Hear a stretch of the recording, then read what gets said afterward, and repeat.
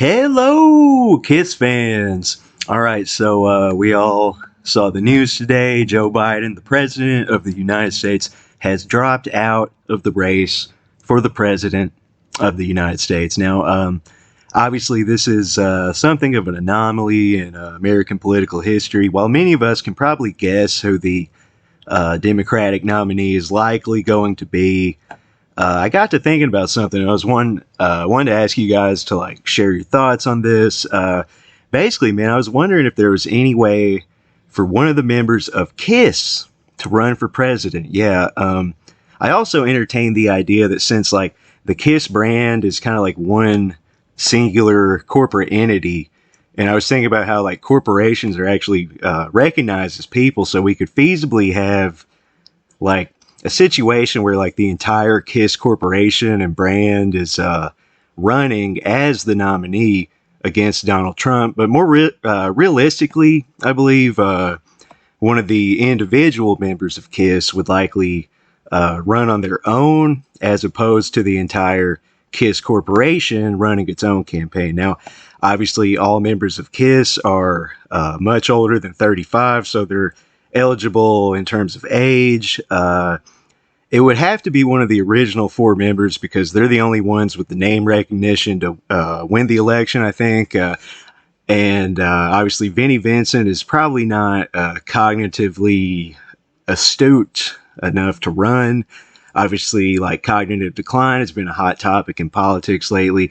Bruce Kulick seems to have his head on his shoulders, but I don't see him being a viable candidate for the Democratic nominee. Now, Gene Simmons is an obvious choice in terms of name recognition. He's got an opinion on everything. He's discussed his political views in many interviews. One issue with Gene, man, is he was born in Israel, so I don't know if he'd actually be able to run, but he is a citizen because he like votes and shit like that. Paul Stanley, he's got his own political views. He's not afraid to share. He's a good bullshitter, good talker.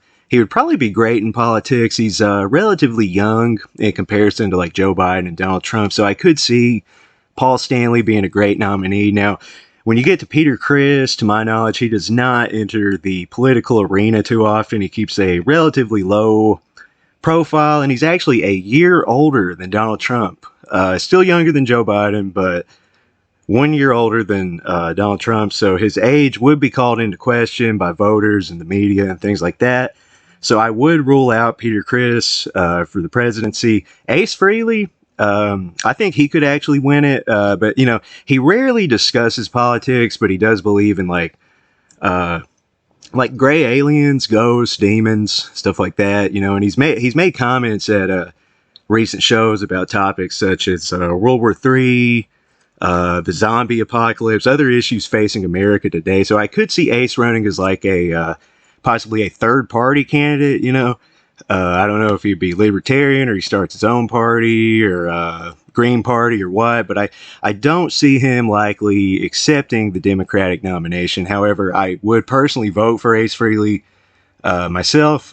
So yeah, when you look at all the facts, man, I do think Paul Stanley's a great choice for the Democratic nominee, and Ace Frehley would do quite well as a third-party candidate. He could even possibly break up the two-party system in America. I think he's got a lot of charisma.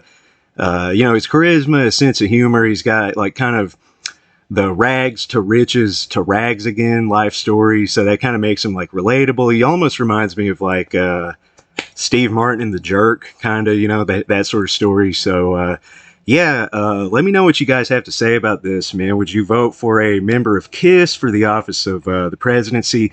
Do you think a member of KISS could feasibly win the election? Let us know in the comments, and thank you.